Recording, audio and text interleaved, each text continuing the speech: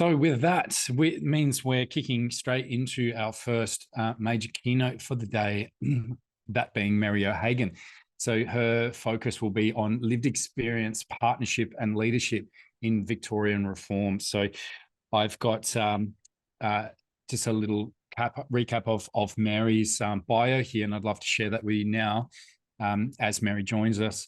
So Mary is an executive director of the Lived Experience branch in the Mental Health and Wellbeing division at the Department of Health in Victoria. All of Mary's work has been driven by her quest for social justice for one of the most marginalised groups in our communities. Mary was a key initiator of the psychiatric survivor movement in New Zealand in the late 1980s and the first chairperson of the World Network of Users and Survivors of Psychiatry. She's been an advisor to the United Nations and to the World Health Organization, was a full-time mental health commissioner in New Zealand. She's also established the international social enterprise PeerZone, which provides peer support and resources for people with mental distress, has written an award-winning memoir, Madness Made Me, and was made a member of the New Zealand Order of Merit in 2015. I'd love to introduce and welcome Mary now, who joins us from Victoria. Hello, Mary. How you doing? I'm very well, thanks. Lovely to meet you. I'll sync back to the background now, and you can take it from here. Great. Thank you very much. Hello, everyone. It's always very strange being in a webinar when you can't see your audience, but I know you're there. I'd like to start by acknowledging the Wurundjeri people on whose unceded lands I stand on today. I'm in Melbourne, and I want to pay my respects to their elders past and present. So today I'm going to talk about the lived experience reforms in Victoria, and I'm going to make some reflections on power that I have been reflecting a lot on power since I've been in the Department of Health, and then I'm going to make the case for partnership. So starting with the, I'm operating this, so starting with the lived experience reforms in Victoria.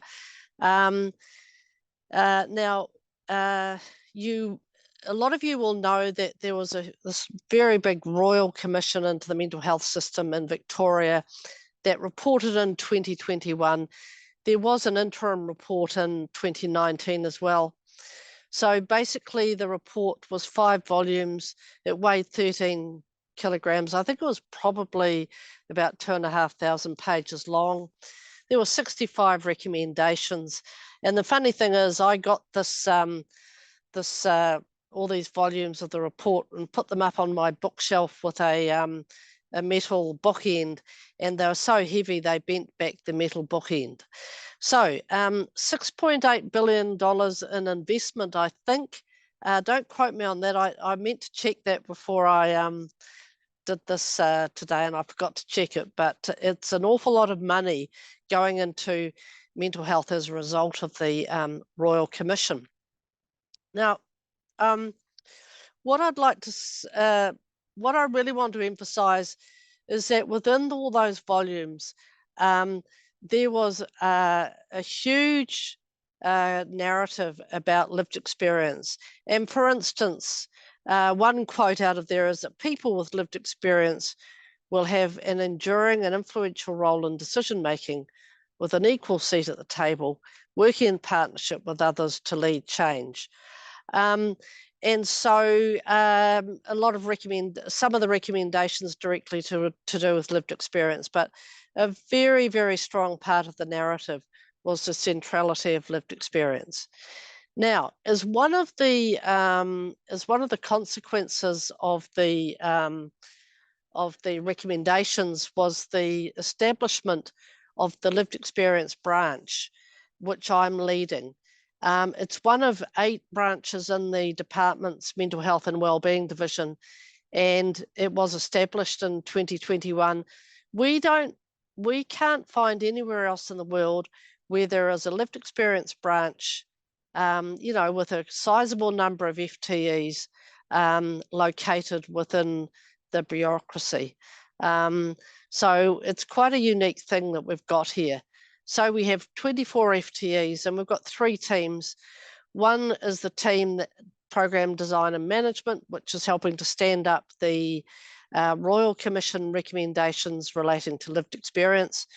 There's a policy and workforce team and advisory hub that gives advice across the division. So some of the developments we're working on as a result of the Royal Commission lived experience workforce development.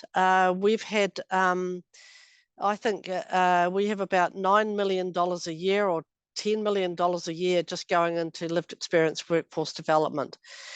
We've just established 8 family carer-led centres across the state. We are in the process of establishing a consumer-led crisis residential service, a lived experience development agency. We've had opt-out advocacy, non-legal advocacy for service users, and expanded legal representation.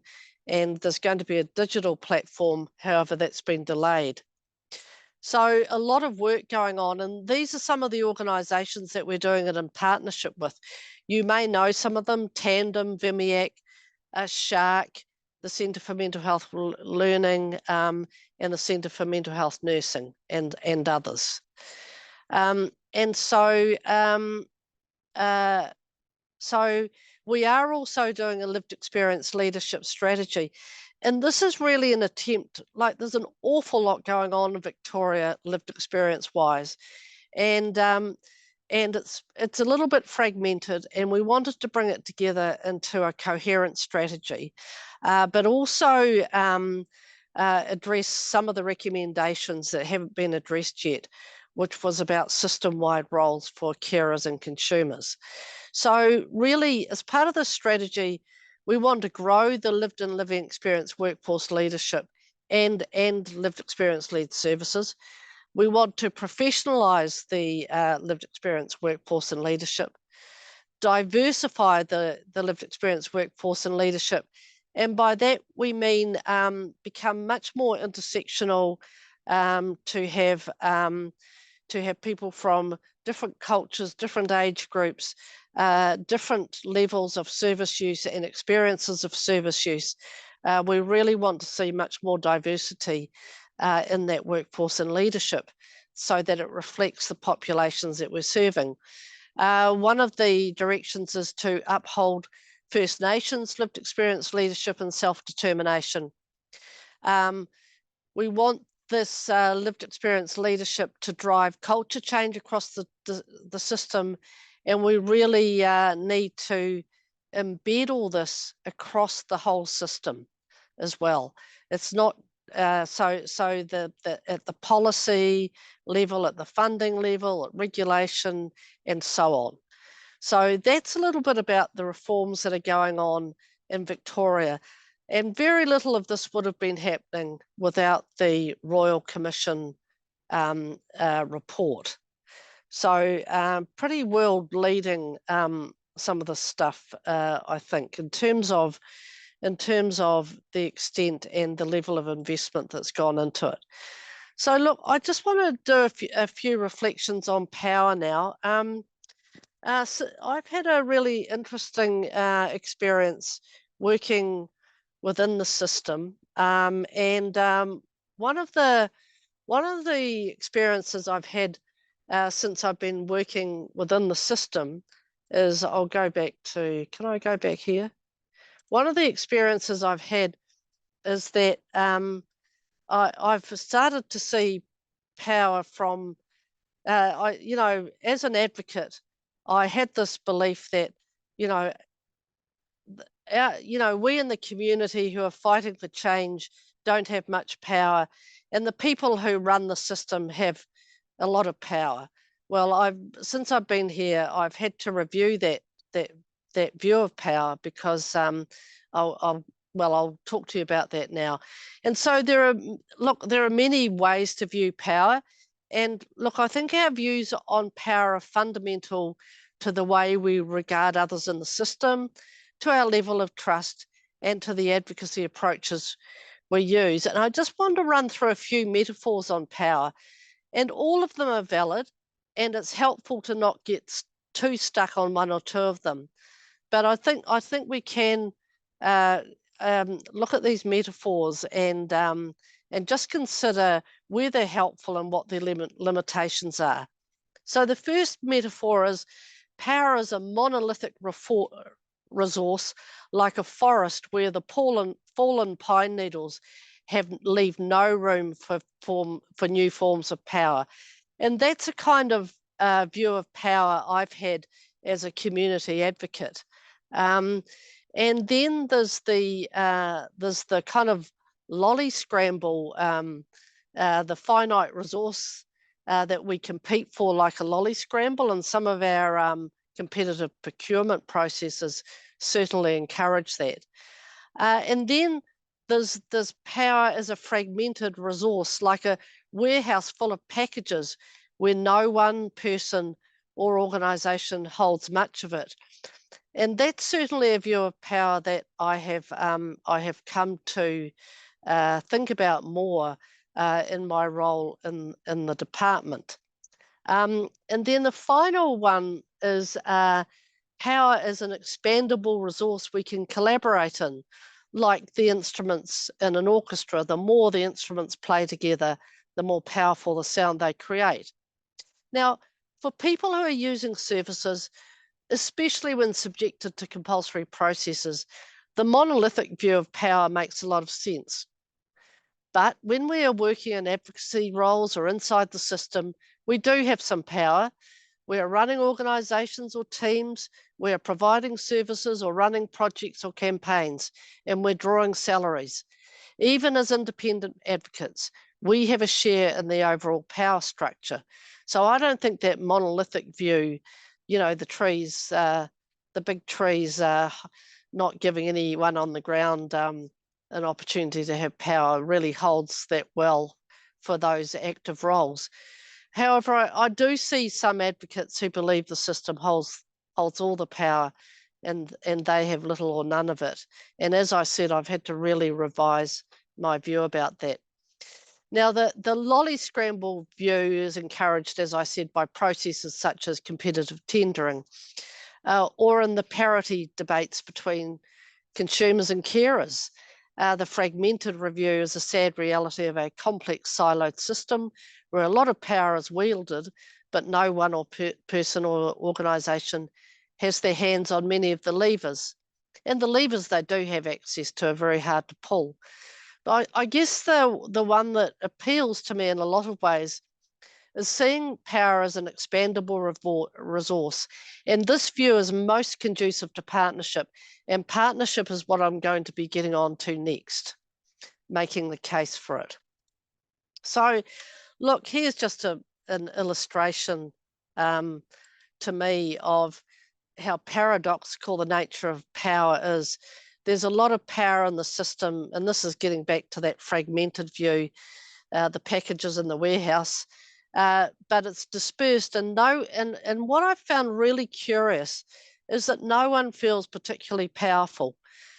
Even people with overt power, like people in the department or the people who've got power to put people under the Mental Health Act or commission services, for example, feel incredibly constrained by the system, which sometimes gives them very little flexibility on how and if they use those powers.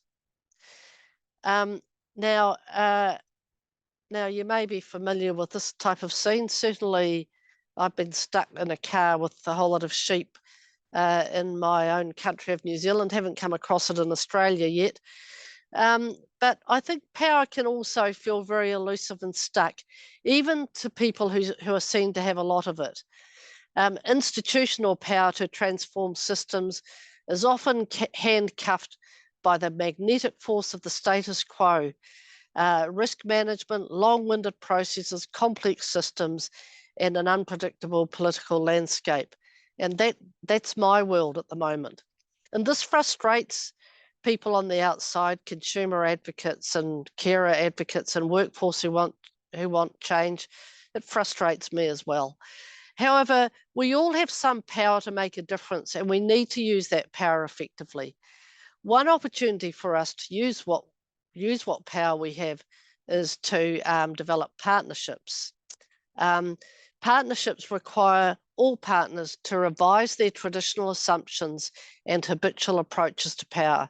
For some partners, it will mean yielding some power, and for others, it will mean recognising and responsibly using the greater power they may have in the partnership. So, with that, I'm going to get on to the last bit of my talk, which is the case for partnership. Now, what is partnership? It's the relationship between different groups where each retains their identity and where they all work together as equals towards a common negotiated goal. Now I want to make a case for partnership. So before I do that, what is the scope of partnerships?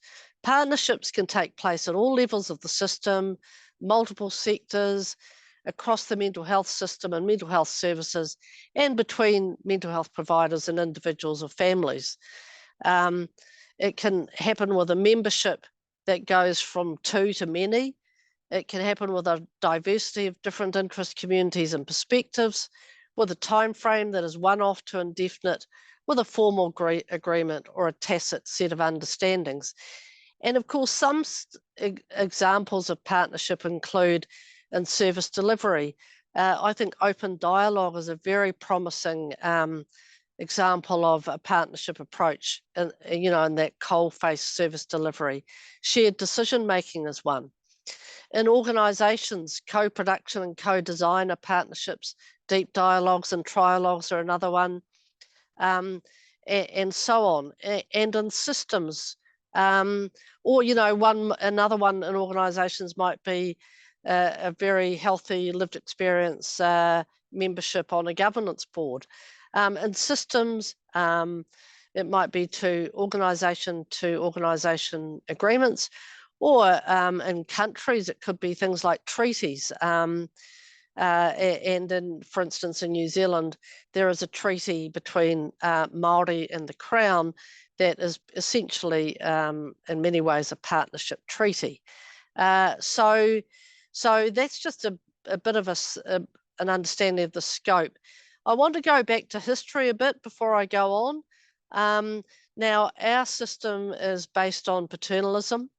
Now, this is not a Victorian asylum. This is an asylum from Auckland in New Zealand, but the asylum era ended in Victoria and in many parts of Australia around the 1990s. And this was soon after the emergence of the consumer and family organisations, growing concerns about human rights violations, and a progressive impetus for services to be community-based.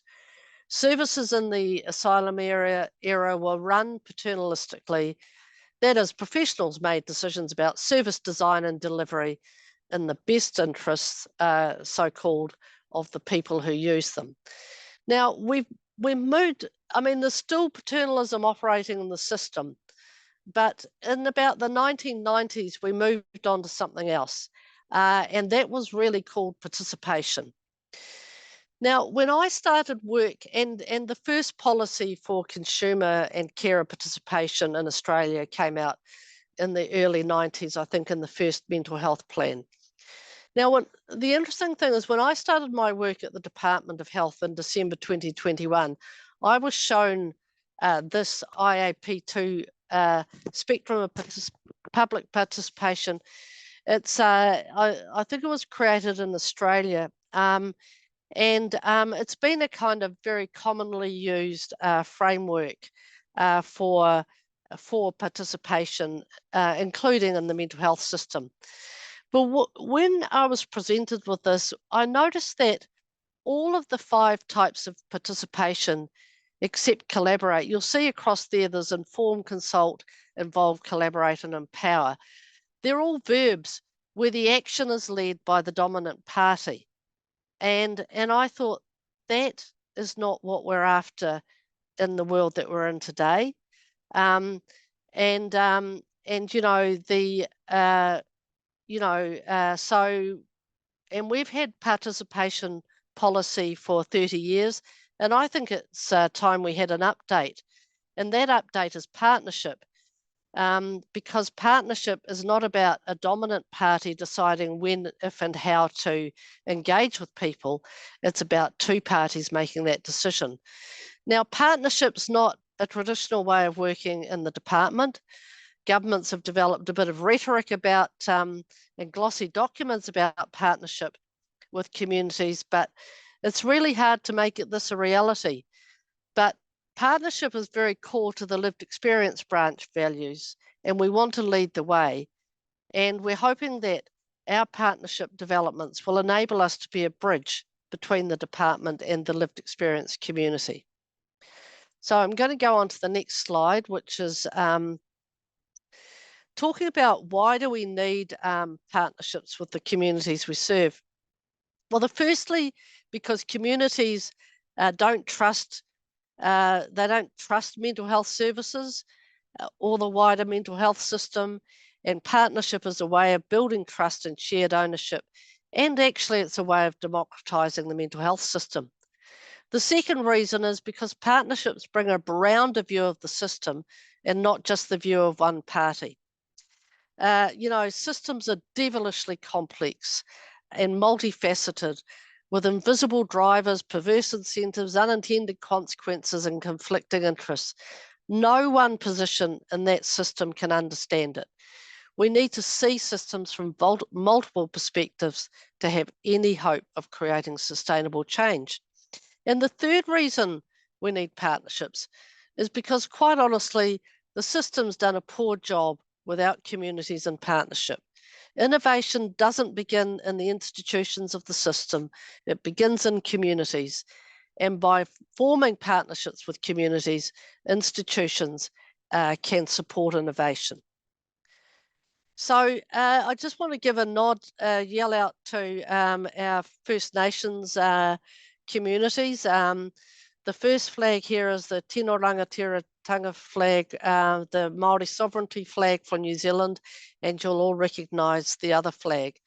Now, I'm mentioning the Indigenous communities in Australia and New Zealand for a particular reason here, because a fundamental condition for partnership is trust and the development of genuine relationships. Now, white people have a lot to learn from First Nations, Kororo and Yarning, where relationships come first and transactions come second. I remember going to a hui, which is a meeting once, where a group of Māori were making an important decision. They spent hours getting to know each other, finding connections and resolving differences. And I kept looking at my watch thinking, they're running out of time to do the business. Then, at the 11th hour, they did the business in a few minutes. So what seemed like a meandering and not very efficient use of time to me as a white person turned out to be a very efficient use of time, because establishing and developing the relationship cleared the way to do the business very efficiently. In Western meetings and agendas, transactions come first and relationships are an optional second. In my world, at the department, meetings start with a quick acknowledgement, they go on to quick introductions, hurried agendas, crowded PowerPoints, an apology for going over time, and a quick goodbye. No points for understanding that the First Nations approach is far better for partnership. So now I just want to finish off with some of the ingredients of a good partnership. And I'm good, starting with relationships and then with processes. In a good partnership, the relationship, as I said, needs to be one of trust. But communities, for historical reasons, often enter relationships with the bureaucracy with low trust, and that's understandable. It's up to the bureaucracy to demonstrate its trustworthiness by being transparent, keeping up communication, listening deeply to their concerns, and practicing shared decision-making. It really helps if everything that happens in the partnership also helps to reinforce trust. Now, we can do this by developing a shared purpose and commitment that's clear and realistic, mutual respect and deep listening. Now, very importantly, an understanding of each partner's different drivers and pressures. It's very, very important that we understand this, that that if we're relating to an advocacy organisation, we understand that their members might be getting on to them about some things, some advocacy issues, but also understanding that in the department we have other pressures that are driving some of what we do, and also the ability to compromise, to be open to mutual influence and to change our perspective, whoever we are in that partnership. Now, we need to understand that the partners in a relationship come from different backgrounds, and some come with more privilege than others. So the partnership needs to show a commitment to equity and inclusiveness for all partners, and culturally safe presence of First Nations people and people from diverse communities. Now, I want to finish a little bit about processes. Good processes will not just help to reinforce trust, they will also help to get the business of the partnership done. The partners need to be clear about their respective responsibilities, and they all need to be equitably reinforced to undertake them, especially those who come from the community where they're not so well resourced as the department or the bureaucracy. They really need to be given resources to undertake their responsibilities. Consensus decision making is core to partnership, but then if we're making shared decisions, that comes with shared accountability for those decisions. They go together. Members need to have their organisation's authority to make decisions. There has to be an agreed no surprises communication to people outside the partnership. So really, I'm really here talking about the type of partnership that might go on between the department or the bureaucracy and the community. And as I said, some of these things I'm talking about are very specific to those, and then some are very general to all kinds of partnerships that I was talking about before. So the no surprises communication is really important. There needs to be agreed rules of conduct, including what to do in a conflict. And finally, there needs to be clear boundaries to a partnership and a shared understanding of what authorisations, ethics, probity requirements, organisational bottom lines, time and resources lie beyond the control of the partnership. For instance, in the lived experience branch, as I said, we're working on a lived experience leadership strategy. We have a governance group made up of the peak bodies and the people in the lived experience branch. But we all understand that that we won't be the final authorisers of the strategy because it's a departmental strategy. That in the end, there may be a forward by the minister, so they have to be happy with it, and then the deputy secretary has to be happy with it too. Similarly, one of the partners from the community might say, "No, we just can't have that in this document. We just it's completely against our fundamental principles." So that might put a boundary on the partnership, and of course, time and resources can put boundaries on partnerships as well. So it's a complex, it's hard work, and but it's really worth it. And I think that we're going beyond in the department. We're going beyond, way beyond the relationships we've had with communities in the past, which has been a much more consultation type of relationship.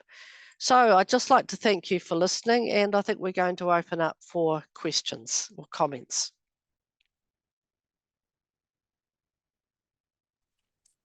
Hi, Mary. Sorry about my delay for the having my camera on. We do have some questions that have come through and some comments as well. Thank you so much for that. Really insightful, especially with the just on a personal reflection, the power dynamics and those different analogies that you gave there. I found those really insightful. So thank you for that.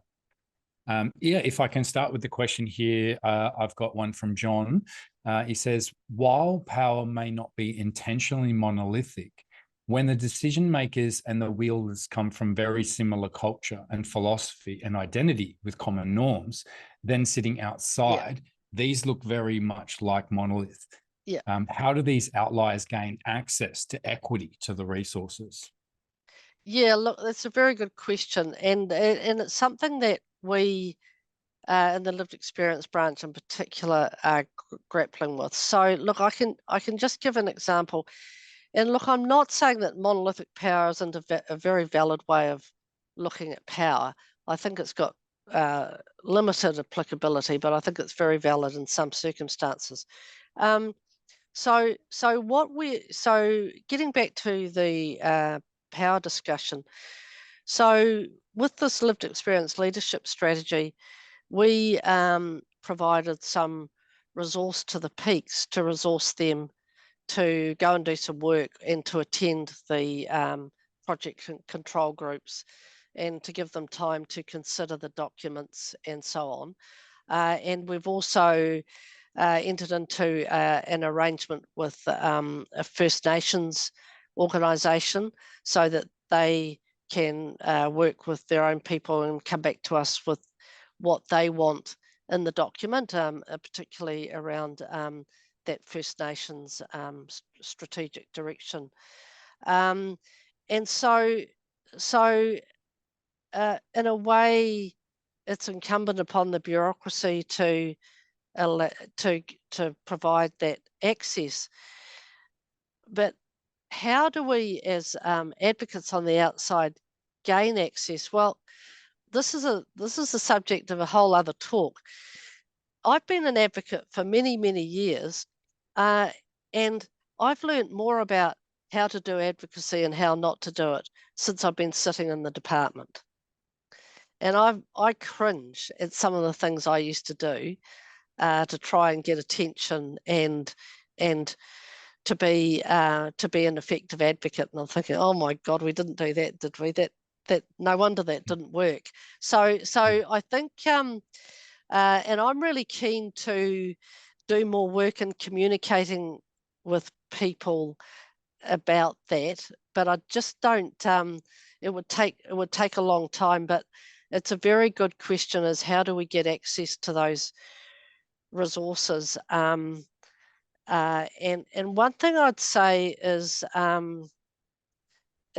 to try as best you can, because I often think looking into the bureaucracy is like standing on the veranda and looking through a frosted window and trying to understand what's inside the house. Sure. And I think trying to understand the world inside the department or the bureaucracy is incredibly important to seek people's advice, trusted people inside those systems, to seek their advice on, where the levers are and what you think that the best approaches are, to really and conversely, the people in the bureaucracy need to understand the world of the people in the community as well. So it's a two-way thing, and I think that's much more easily achieved through developing partnerships as well. So I haven't answered that very well, but I do have a lot of thoughts that I'm going to put on paper sometime. Sure, love that. Thanks so much. And if just moving straight to another question, do you have any advice for people navigating power dynamics who are lived experience advocates, speakers, people who want to get into peer work, who want to find their voice, like many of the speakers that are sharing in perspectives? Have you got any advice for them to navigate those power dynamics and the potential challenges? Look, I think the first thing is to confidently stand in our own power, because we've all probably got more of it than we think we have. So, and I think I think if we get over focused on that monolithic view of power, we feel disempowered by that mindset. And I think that's where I like the orchestra analogy or metaphor, because I think seeing ourselves as part of a greater system that we can contribute to is a kind of a more positive mental model. So Stan, it's been incredibly important for me in my life to stand in my own power, and then to understand. Been also very important to me to understand that other people, I don't, even if they're really important people and they look like they're very powerful, they go to work every day frustrated as hell because they can't get everything done that they want to get done. This is almost universal in the mental health system. Now, that's not to say they don't have a lot of power, but they just don't have it's so constrained and the levers are so sort of stiff that it doesn't matter what position you're in the system, you're going to feel pretty frustrated at times about your own level of power. So that personal empowerment, self-advocacy, personal empowerment, starting with that. And people who are reluctant, there's people who are reluctant to share it.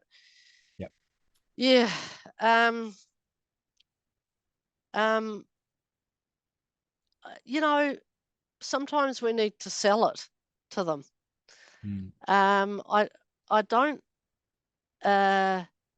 going in pointing the finger at people doesn't usually work very well, but showing them that sharing power is a good thing, that it will enable them to do their job better, and doing that with confidence and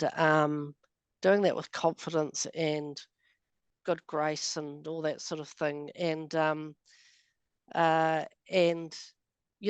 of, and then understanding, well, what are the risks that they're grappling with, so that makes them so reluctant to share power, and trying to help them dismantle or mitigate those risks, I think is really important.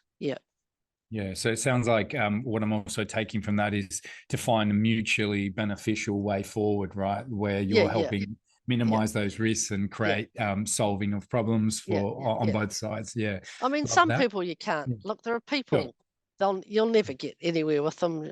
I just tend to, take a wide berth if I've tried and nothing's worked. Sure.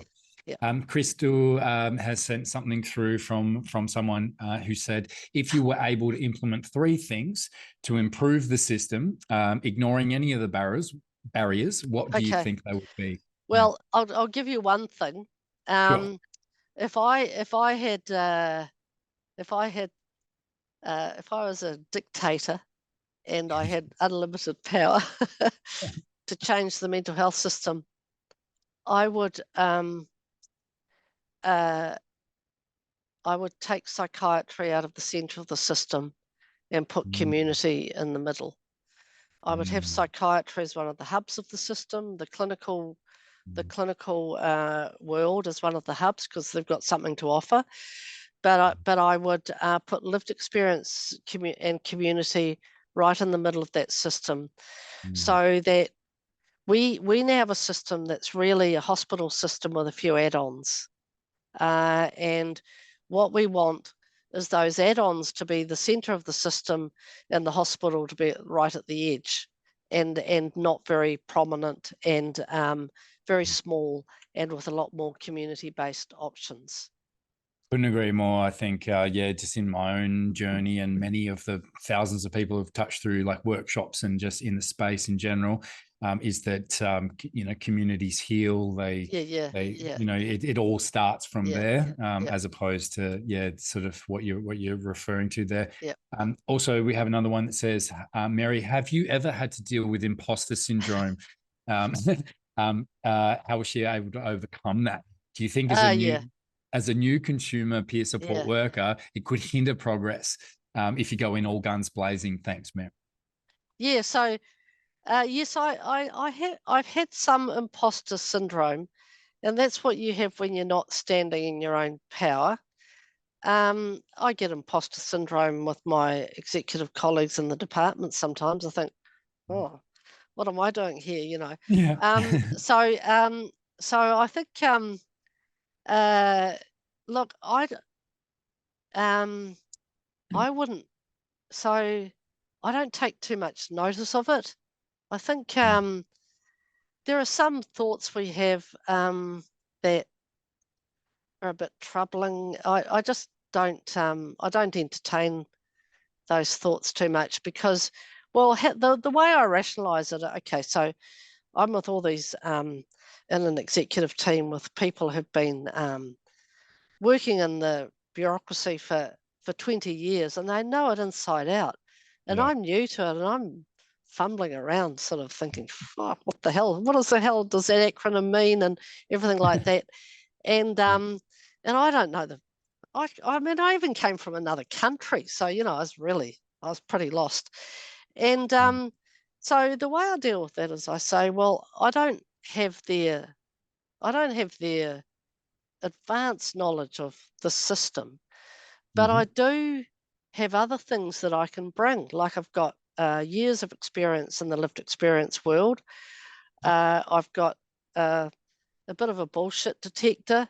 I've got a whole bunch of other experiences, and in fact, in any good decision-making group or partnership group, you need diversity, and so I bring diversity. So that's how I get myself out of the imposter syndrome pit that I could get into. Yeah.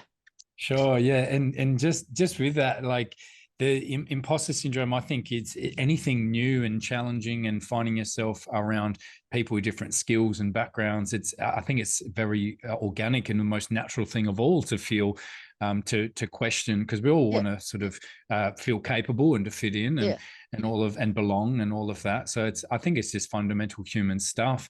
And like you say, it's really the one you feed, right? And if we, you know, those narratives can be helpful or sometimes unskillful, but hey, it's all natural, normal stuff. Yeah, it is. It's very common. I mean, prime ministers have it. Yeah. Like we had a prime minister in New Zealand called Jacinda Ardern. Yeah. She used to talk about the imposter syndrome a lot. So, you know. Yeah. Yeah. For sure. So we've just got, I'm not sure how much time we've got left. I'll just double check. So we've got another question here. How do lived experience workers have power when organizational policies and procedures often filter their voices and the way they work and collaborate? Yeah, I mean, this is really difficult, and I know that, for instance, in Victoria, you know, lived experience staff, especially in those big clinical systems, often feel pretty disempowered and, you know, to the point of being psychologically unsafe in the workplace sometimes. I think there's a huge amount of work to be done to change the culture of the system, and that's where one of those strategic directions in the lived experience strategy or their draft, but they'll look something like that, is needed to really change the culture of organisations. There's still a huge amount of stigma and discrimination going on about lived experience, and so you know, and if I think about the department, incredibly constrained environment, but actually, what I've noticed is it's not just constrained for staff with lived experience, it's constrained for everyone. So there isn't a special set of constraints for the lived experience branch. But and I guess in the end, we all have to decide, you know, can we work within the constraints, is it a place for me to be working, or do I need to go somewhere else with a different set of constraints? Because so I could be working in a an advocacy organisation, and I'd have less resources. I'd have less resources and much more freedom. Yep. Or working in the department, I've a ton of resources and very little freedom.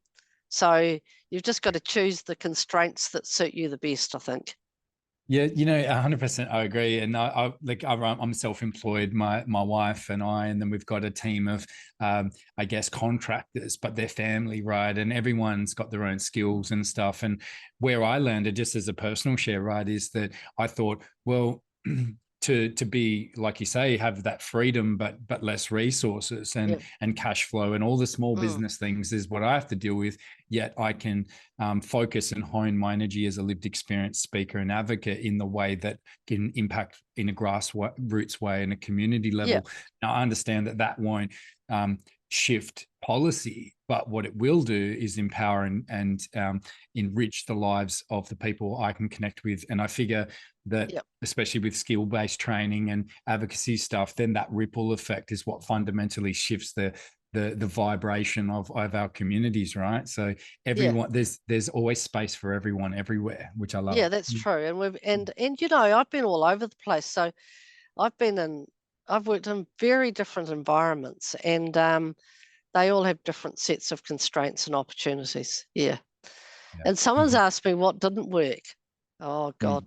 Well, that's the subject of a whole other talk too. Yeah. So I think we've sort of reached the capacity for the questions. I know that, and by the way, there's some really lovely comments coming through there as well. I don't want to brush past them. Well, I have to scroll back because there's quite a few. Just referring to every time I see Mary, it seems to her presentations seem to be getting better. It just gets better each time. Yes, community is at the heart. We need to keep connected so we can keep people out of hospital. Connection is key. So there's some really nice resonance there with the people. And if you want to keep this conversation going, I highly recommend obviously funneling that through to Finding North Network. You can reach out to Mary and continue to monitor what she's doing. Wonderful stuff she's doing in Victoria. It's been a pleasure to hear you speak today, Mary, and meet you. Thank you so much.